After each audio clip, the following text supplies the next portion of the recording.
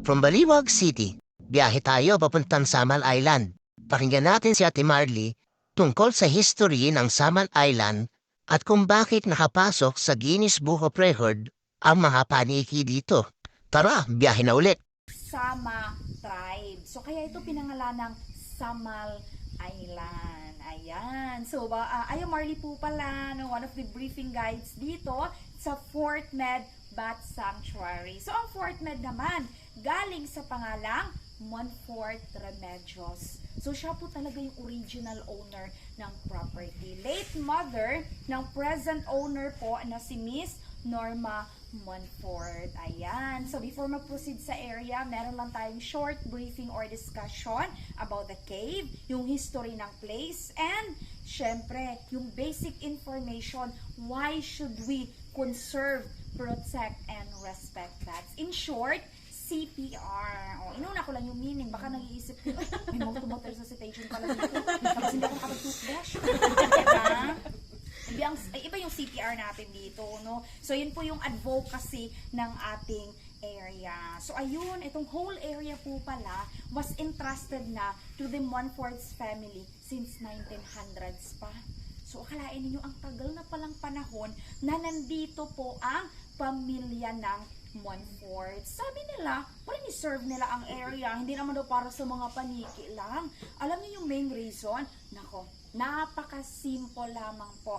Gusto lang po nilang i-keep yung memories. Kumbaga may sentimental value, di ba? Mahalaga ito para sa pamilya ng Montfort. Sabi nila, nung nandito sila nung panahon yun. Oo, di ba? Oo, ayan. Oo, so alam na ni Sir. Oo, ready na siya for ano. Association. Di ba? Ito pala yung pambato na ba? Dito ka sa harap, Sir. So yun. Ganun talaga yung mga ano no, napaka-humble. Tapos knowledgeable naman pala. So yun. Wow. Nakita ko yung heart ni Sir. Lumaki ng lumaki. So yun, sabi nila, may mga paniki na daw noon pa man. So ibig sabihin talaga, naging natural na habitat na po nila yung area. Walang naglagay ng mga paniki sa area ha. Walang doon, nag-alaga para dumami sila. Kumbaga naging natural habitat na po nila ang cave noon pa man. Actually sir, may cave title na sila. Kaya hindi sila umaalis sa area. Ay naku. Buti di po sila nag-aaway-aaway. Ay ma'am. Yung iba ma'am, nag-aagawan ng pwesto na. Yung mga ugaling Pinoy. Mag-aaway pa din, di ba? Oo, totoo naman talaga. Lalo na ngayon, nako, sa sobrang dami nila, yung iba, wala ng space dun sa loob, no? Yung iba po, nandun na lang. Oo, totoo yun. Nandun na lang sa outer part ng opening ng stage. May mga squabby din ba? May squammy din. Siguro, sa sobrang dami na nila sa loob, no? So, sobrang laki na ng kanilang population. Kasi noon daw, konti pa lang daw talaga. So, parang pwede pa nating bilangin sa ating mga daliri, di ba? Isa-isa. Pero ngayon, ako, mababaliw ka na talaga. For a lifetime, parang ka ng addict, i-rehab ka na. For a lifetime kang magbilang. Pagbilangin mo sila ng isa-isa, oo, kakabilang ko nga lang kanina, nakaka-stress. Millions ha? Millions talagang nasa atin, yes. Kung noon po konti lang, ngayon, nasa more than 2 millions na po sila. Oo, nakita nyo yung ano natin, certification from the Guinness. So, ito yun, 1.8 millions pa lang sila noon. Nung tayo po ay nanalo, yes, 2006 po. Na-certified tayo, 2000. Ngayon po, mas lalo silang dumami. Itong counting na ito, hindi pa kami kasali noon. Pagsasama na kami, naku, ayun, mas lalo madadagdagan. Oo, pagsasama na kami. Napakarami talaga, di ba? Siguro mag-wonder kayo, paano kinount yan? Talaga bang kinakount nila ito? Hindi ba sila nabaliw? Hindi ba sila nagsasasara na mag-isa na lang? Nagsasaga na lang? Oo, nag-jogging or nag-running na lang kasi nababaliw na. Actually po, gamit na lang yung thermal photography. Di ba? Familiar naman siguro kayo doon. Di ba? Through body heat lang.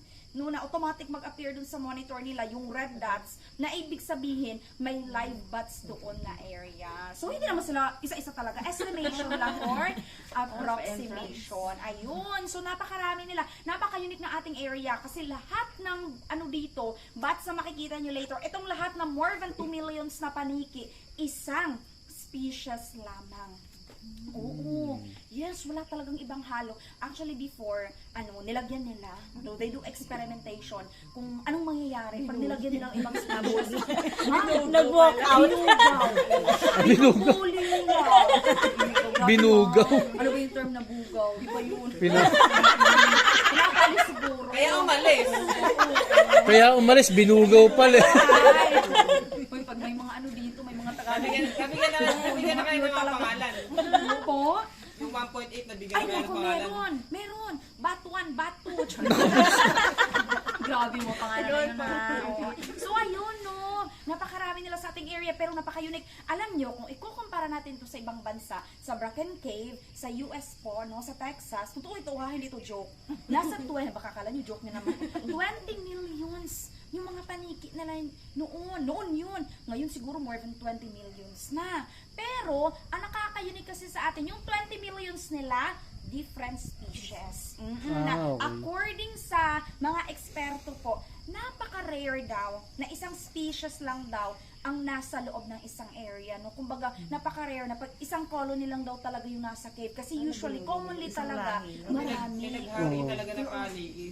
Dito, sabi Sa maugali niya, hindi nagpapapasok na siya. sabi nga nila parang may spiritual guardian sila, di ba? Yun nga, siguro, baka may, sabi ng mga eksperto, bayad na nga, sir, may title na. So, yun nga po, naging territorial na sila. Baka raw, sa sobrang tagal na nila sa area, ayaw na po nila, mahaluan sila ng ibang lahi. So, tanging isang species lang talaga, yung nasa loob ng cave. And we're so blessed, no, na nandito sa atin Makikita ng talaga mga taga sa yung amin yan. Grabe. So yun, no, Nakakain ba napakarami, yan? oh. Ma'am, actually po, gusto niyo pong kumain? Kinakain talaga. Totoo yung mga nabalitaan ninyo. So, di ba sa China, may bat soup sila doon? Oo. Dito rin po sa ating isla, lalo na yung natives natin, yung indigenous peoples natin, alam ninyo, isa sa exotic food nila, ang paniki. Inaadobo. Hindi kasi nakalagay ano okay. eh. Haluan lang po. Talaga pala. Baka nakain nila mga prutas. Tamang indigenous. Napaka-healthy, napakalinis nila. Oo, kaya po pwede talaga silang kainin. Pero dito, nako, wag na wag kayong magtanghang kumuha ng isa. Kasi pag nakuha kayo ng isa, wala na kayong driver. Kasi ang driver nyo ipalit ko doon. Hindi nakabitin. Oo, nakabitin. Nakabitin. Ma'am, nakabitin din. Tapos walang brief. Kuya, okay, sir. Ang galing nila. Sabi mo. Parang nakaloko. So, yun talaga. Nakabitin ka sobra.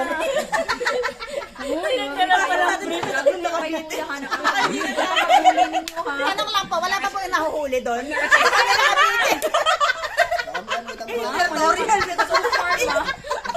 Nagpapuno pa na kayo. Ito, itong grupo na to. May inabutan tayo tatlo na. Para sa bago. Baka may nakabitin doon. Baka may kakilala kayo doon. Bagang gising lang sila. Welcome kayo. Ay, nako, yung iba, bagong dating lang. Umiinom kasi naglalasing. Oo, kasi iniisip nila malapit ang Valentine's Day.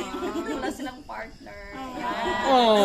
Broken hearted. Naglalasing. Uy, totoo. Hindi joke na naglalasing sila. Umiinom kaya sila ng tuba. Oo, Coconut wine. Matamis yun. Yung nasa new pa talaga na sa container bagong harvest. Kaya pag tingin natin, nagkikihila sila. Kaya po, pagdating natin, hindi nila namamalayan, nalasing na pala sila. O over na yung pag-iinuman nila doon. Kaya po yung iba makakabalik dito, may araw na talaga. Oo, dapat pagbalik nila dito, mga 4 to 5, yung medyo madilim pa. Pero managlalasing, ayun. Naiiwan. Hangover sila karamihan sa ngayon. Oo, totoo talaga yun. Kasi sa mga diet nila yung juices, sa mga flowers, no, yung sa mga coconut wine, ganyan, or yung sa mga fermented na mga prutas po, yan po yung kanilang finifeed sa kanilang sarili. Pag nighttime, lalabas talaga sila at around 6:20 at hindi lang sila dito gumagala around the island. Alam niyo, pupunta din sila ng Davao City. Syempre, kayo lang ba yung mag-shopping? Davao City, Del Sur, De Oro, Oriental, around Davao region, napakalayo ng tinatravel nila sa isang gabi lang. Kahit malakas yung ulan, malakas yung hangin, bumagyo man, nako, lilindol man. O, di ba, may lindol pa. Yun, lalabas pa rin po talaga sila para i-feed ang sarili kasi we don't feed them po, no? Hayaan na natin silang mabuhay sa sarili nilang paraan. Yung sa atin lang po, yung conservation, na wala pong makakapanakit sa kanila, no? Na hindi sila mabubulabog doon sa kanilang area. Then yun nga, before sunrise, andito na, except yung mga naglalasing, na naabutan talaga ng araw. Siguro po, sa kalasingan nila, naduduling na ba, no? Yung mga paningin nila, tigdadalawa, apat na ganyan na. Tapos wrong turn pala, ito pala yung dinaanan nila, diba? Tapos late na na-realize, hindi pala itong daanan para papunta sa bahay namin. O, diba? Naabutan ng araw, hindi na pinapapasok ng mga asawa. Pinapalamukan. Oo, tama yun. Buti naman, hindi sila nagka-dengue. Yun, diba? Uy, nagkakasakit sila. May batritis sila. May diabetes sila. Uy, pero ang lifespan, alam ninyo, naku, ang tagal. 30 to 41 years old. Yung sakit? Hindi ka edad na. Kaya ni Pani. Gusto lang magpaniki? O eto yung ano natin, naku, maliit lang naman ang bat natin dito. Kung iniisip ninyo, napakalaki. Naku, hindi. Kasi ako lang pinakamalaking paniki dito. So eto lang. Ang ano nila po, ang maximum wingspan, nasa 12 inches. Isang ruler lang yun, di ba? Tapos 200 grams lang yung maximum weight nila. Mas maliit sila compare doon sa mga kabog. Malaki yung kabog. Alam niyo yung kabog? Yung kumakabog. Kaya alam.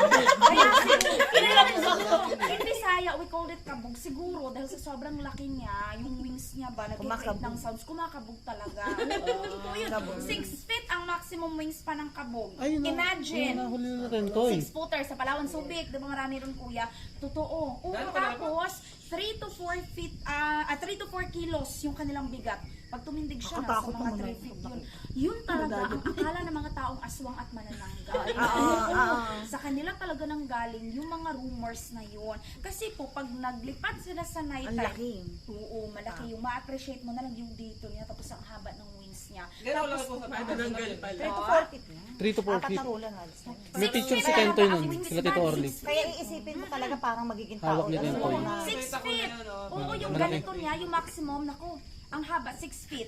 Oo, yung dalawang wings na niya, 6 feet po Haba talaga. yun. Sobrang haba po. Noong unang panahon yon, pero sa ngayon po, mangilan-ngilan na lang yung nakaka-survive. They are totally in danger na po sa Pilipinas. At kung may makita man tayong mga giant flying foxes, yung mga kabog na yun, hindi na talaga ganun kalaki. O, siguro yung mga kanunuan nila, hindi na Naging tao na nakasurvive. Hinamatay kasi, hinamatay kasi, binabaril, tinitirador, Nakakatakot kasi. oo. Pero yung iba, naku, mas malaman sila, di ba? Mas malaki. So, kinakain din po sila ng mga parang ano lang sila, mga Kinakarne. namimingwit lang ng isda. Oo, yung sa tree man yan sila yung mga kabog talaga nakatira. Ang gagawin nila, before pa nighttime, kasi di ba nighttime, maalisin sila kasi nocturnal sila. Lalagyan na ng net yung buong tree. Oo, tapos yun na, masabit sila doon. O, di ba, napaka-fiesta naman nila doon. In Samal Island po, we used to have 80 caves. 80 bat caves talaga. Ibig sabihin, yung mga kuweba na yun, na 80, tinirahan talaga ng mga paniki. But right now, hindi na conserve yung iba dahil sa abuso din po ng tao, 3 na lang ang natira. So, isa ito sa 3 na nananatiling may lamang paniki. Yung iba po, nasa remote areas, kuya, in Samal Island, di ba? Nasa remote areas po. So, medyo hindi siya ganun ka-accessible na pupuntahan po. Medyo risky talaga pag pupunta ka doon. Pero pag ikutin nyo talaga itong Samal Island, ang dami po naming kuweba po dito. May maliliit, may malaki. At kung tutuusin, may mas malalaki pa po talaga na kuweba dito sa Pilipinas, 'di ba? O isa kami sa may pinakamaraming kuweba dito sa Pilipinas talaga. Pero hindi kami yung capital talaga sa Pilipinas kasi 'di ba Samar, kuya, yung caves capital of the Philippines. So sila po talaga yung so kami nasa mga 3rd na lang siguro 4th ganyan. Pero madami pa rin yun 80 caves. Pero ngayon po nakakalungkot, 3 na lang po ang natitira dahil sa abuso ng tao. Yung mga bats kasi na nasa cave, sila talaga yung prone kasi mapapasukan talaga sila eh. Tapos, yun nga, kinakain sila, di ba? Hinahan sila for food. Aside po doon, alam nyo ba na ang tae ng paniki, napakamahal na organic po. Hindi kapihan. Ako, try nyo ikapi yun. Sasabog yung bibig natin dyan. Ano kaya ayun? Concentrated ng ammonia. Mainit yun. Sa ibang bansa, sabi nila, isa daw po sa content ng gunpowder, yung guano ng paniki. Maliit lang. Hindi naman siya talaga yung main na ingredients. Pero isa siya doon sa content. Kaya, talaga. May baril po kami sa bahay. Mafe-feel niya talaga doon. Kasi dito sa ating cave po, bali isang cave lang tayo, 5 yung openings, mga sinkholes po. Natural lahat yun ha, na interconnected. Doon sa pang-5 opening, doon nyo talaga ma-feel na mainit-init talaga siya doon po. Di ba kuya? Kasi mas maliit ang butas doon, mas malalim. So, yung hangin from the first po, tapos papunta doon sa pang-5, yun yung buga niya. Parang chimney na siya doon lumalabas po. Yes, later, talagang niyo experience, talagang masasabi niyo, totoo nga sinasabi ni ate, mainit doon. Siguro pwede na lutuan ng itlog doon, no? Sa pang-5. Oo. So, ang mga panito, ano ba yung reason, no? Ano ba yung importance nila in our ecosystem? Kung bakit ganito na lang tayo, kastrikto, kung atin silang poprotektahan. Kasi po, this is under conservation, wala talagang allowed na pumasok dun sa loob. Maliban na lang, combat experts, o yung tinatawag nating chiroptologists, na gumagawa ng research and studies about them. So sila lang yung papasok dun sa loob ng cave. Pero kahit kami na staff, kayo, all you have to do later is viewing from the outside only. But, kahit viewing from the outside, napakarami pa rin paniki ang makikita ninyo. Nasa mga 30% pa rin po ng kanilang population. It's a lot pa din ha, na makikita po ninyo. At yung advantage po sa ngayon, of course, daytime, okay lang po mag-picture kahit may flashes. Walang problema sa kanila.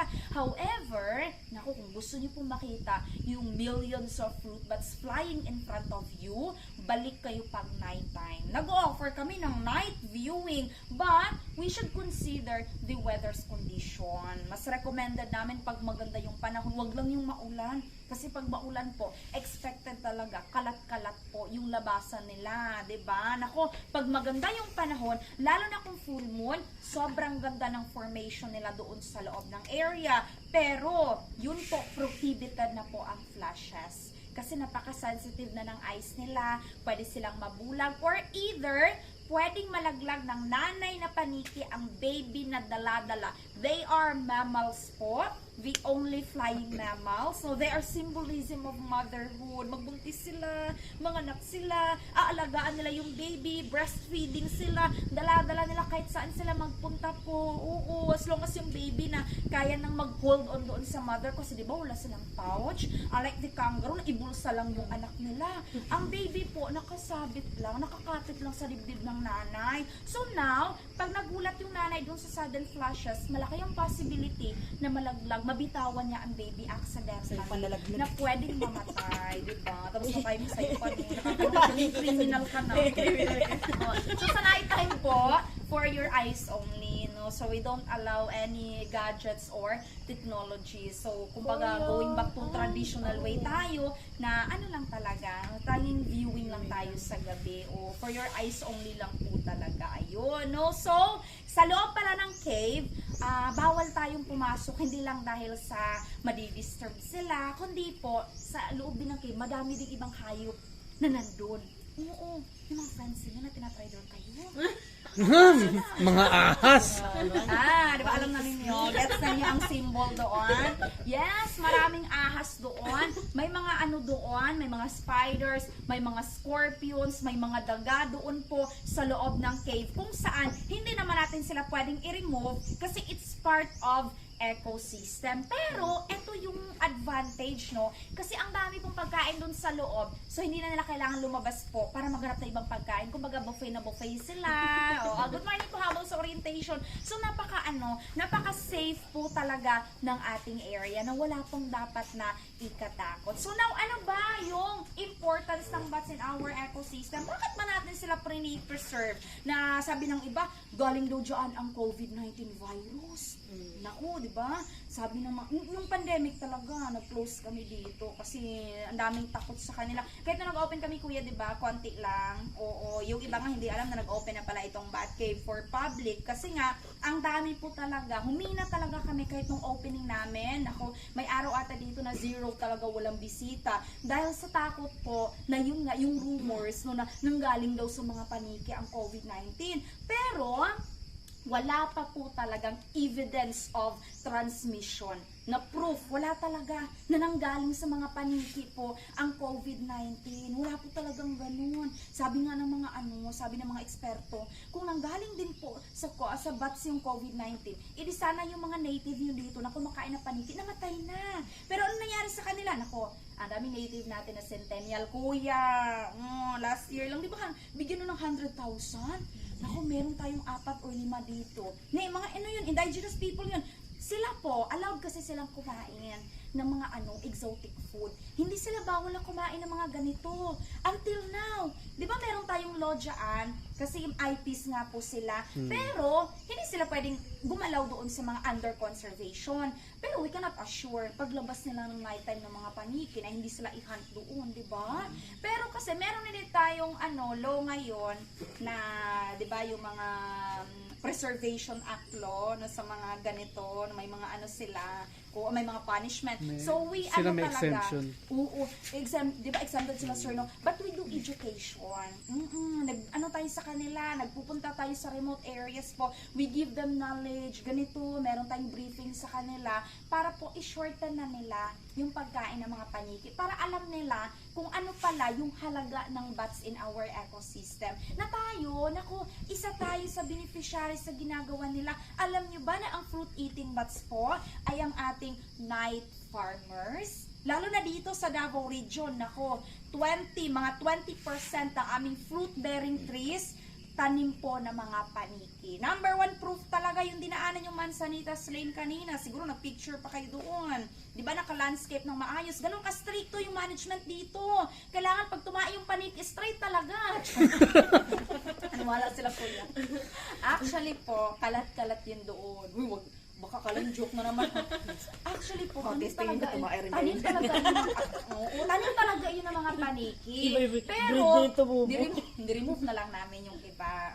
Para may, we do the landscaping na, para kung may daanan and additional attraction. Pero hindi talaga sila ganun ka-stricto, ha? Kasi kahit saan lang naman sila nagtatai. So, yun yung paraan ng pagtatanim nila. Pagtatai po nila. Parang tao? So, yun yung paraan ng pagtatanim, pagkakalat nila ng seeds po in different locations for another trees to grow. Yung iba naman, napakawais din ng mga paniki. Pag alam nilang malaki na yung seeds, hindi nila nilulunok yun kasi hindi man ma-digest yun. Ang gagawin nila, iluluwa nila. Oo, kaya nga po talaga, may mga areas tayo, lalo na sa remote areas, tapos may yung mga hindi pa cemented na road, akala mo, sino bang baliw nagtanim dito sa gitna ng kalsada nila, sa gitna ng nila doon, ng daanan, na may mga tanim naman doon. Yun pala, mga birds o yung mga paniki ang nagtanim noon. Ba, hindi ka naman magtanim doon sa daanan, di ba? Para ka maluka-luka doon. Magtanim ka doon sa daanan mo talaga, basta tataniman mo, di ba? So, yun pa, yung irresponsible sa pagtatanim noon, yung mga paniki or yung mga ibon. Kaya po, pag iikutin niyo po talaga itong Samal Island, ang dami niyong makikita mga tanim na hindi po naka-landscape ng maayos. Minsan sasabihin siguro natin, ano ba to? Bakit hindi naka-proper yung pag-landscape nila? No? Wala namang ka-arte-arte, no? Yun pala ay tanim ng mga paniki, no? They are our night farmers. Kumbaga call center agents ba, night shift, di ba? Graveyard. Sila yung naka-assign po sa gabi. At aside po doon, from seed dispersal agents, no, sila din po ay ang ating night pollinators. So itong topic na itong pollination, hindi natin talaga sila well known when it comes to pollination. Kasi yung alam lang talaga natin since elementary, no, yung basic education, bees and butterflies lang, 'di ba? Yun naman yung nasa book natin, si bees and butterfly.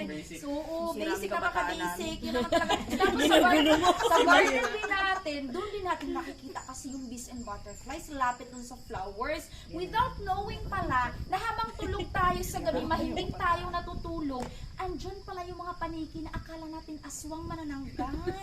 Nako, yun pala, para magtrabaho din sila, para gawin yung parte nila in balancing ecosystem. Yung bees and butterflies, hindi na kayo work ng 24 hours. Napapagod din sila, natutulog din sila paggabi. So pag wala na sila, tulog na sila, so yun na naman. It's bats' turn to do their part. So now ang question, paano sila mag-pollinate atin?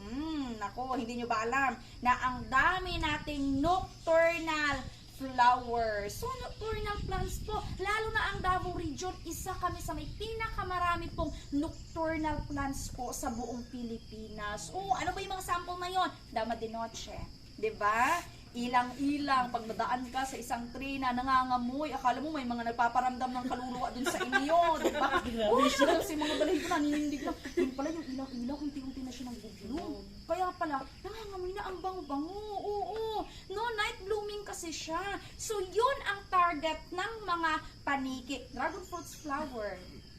Ano yun? Night blooming yun. Breadfruit's flower. O, mga night blooming yun, na mga bulaklak. So, dun, yun. O, isa sa diet nila kasi yung nectars from the flowers. Diba, sipping sila dun sa juices. So, habang nililik nila iyon, of course, kalakip. O, pasok na naman yung science. Kalakip talaga doon ang cross-pollination. Na syempre, makaka-produce na, no, ng fruits yung buds ng flowers. At dito po sa Davao City, ano ba yung topic dyan? Night blooming? Ano ba yun? So sa Davao City, di ba ang signature natin pag sinabing Davao is durian.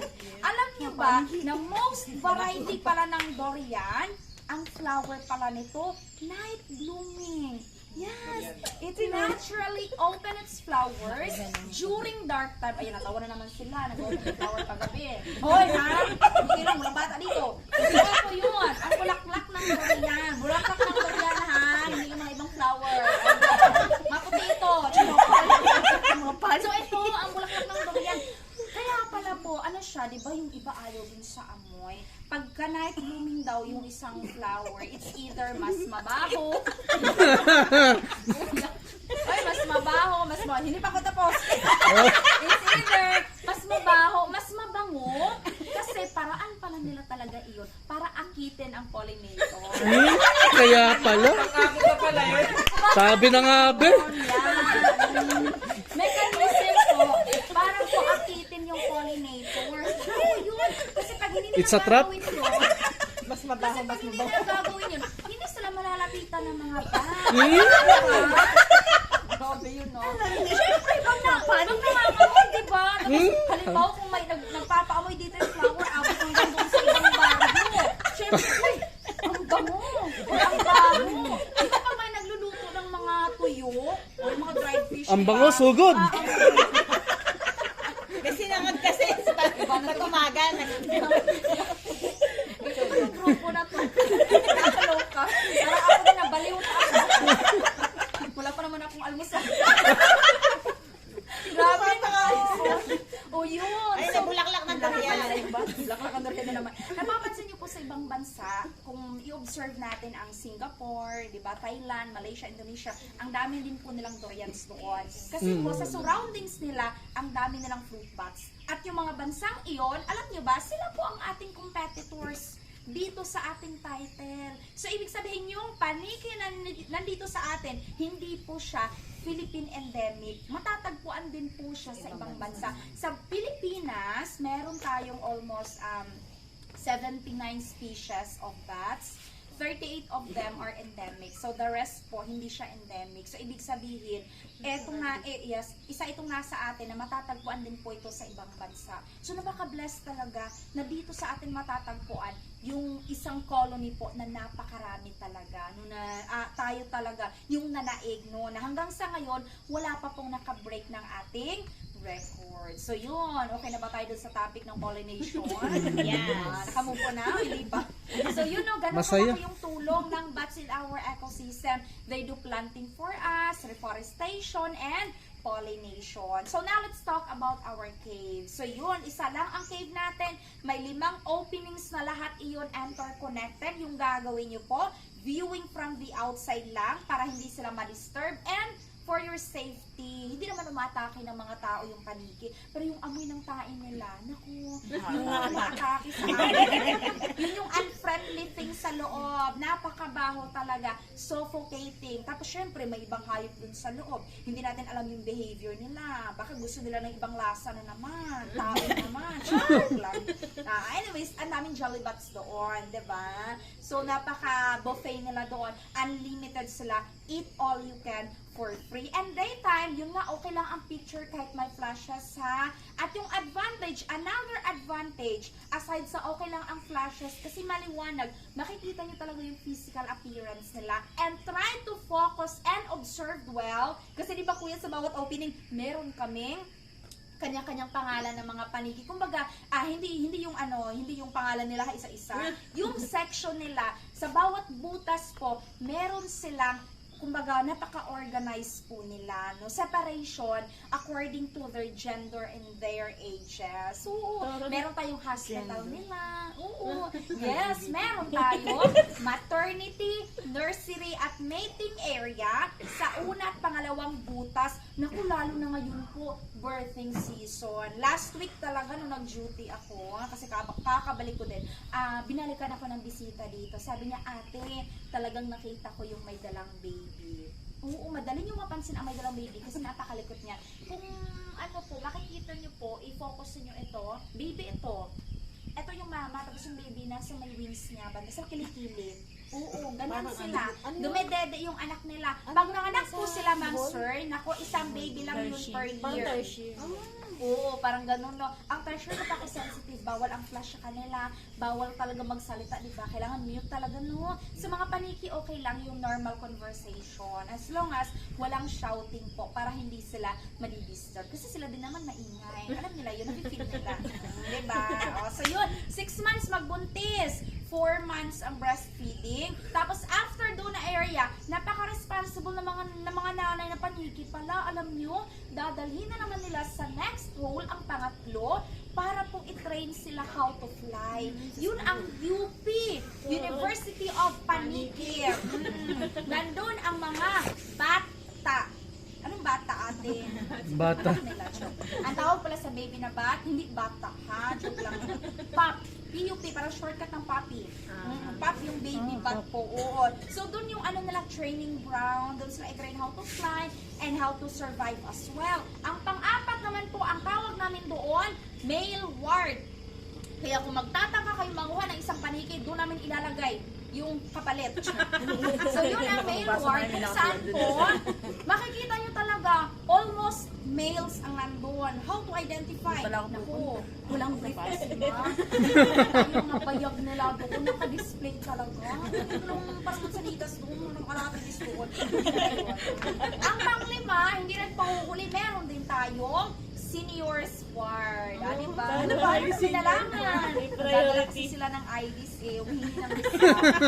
20% talaga. Oo. Yes, totoo. Yun nga ang lifespan, 30 to 41 years old. Doon mapapansin talaga ninyo, most of the time, tahimik na sila. Wala na masyadong tahimik. Kasi siguro bedridden na. O baka din sa pinakailalim, may lamay doon. Tapos sa pinakailalim naman talaga, nag-aabang yung mga rats doon. Yun na yung ano nila, tagakain ng mamamatay na paniki. So, napaka-healthy pa din nila. Walang sakit. Siguro yung rats naman, sa kanya lahat ng sakit. O yun. So, daytime yun po, okay lang po ang flashes. Yung ganitong usapan, wala din pong problema as long as walang shouting. Ayun. Hindi naman siguro kayo mga bata, masya-shout, no? So, questions, clarification, o diba? Hala, ano na pala, February 3. Si kuya kanina pa nag-aantay. Ang briefing ko na 2 hours. O, yan yung ano ng mga driver. Pag ako talaga nandito, shock sila. Naku, 3 hours ang briefing nito. Okay na tayo, good na tayo. At yan na po nagtatapos. Samahan niyo po ako sa susunod na biyahe. Maraming salamat po. Big Daddy TV.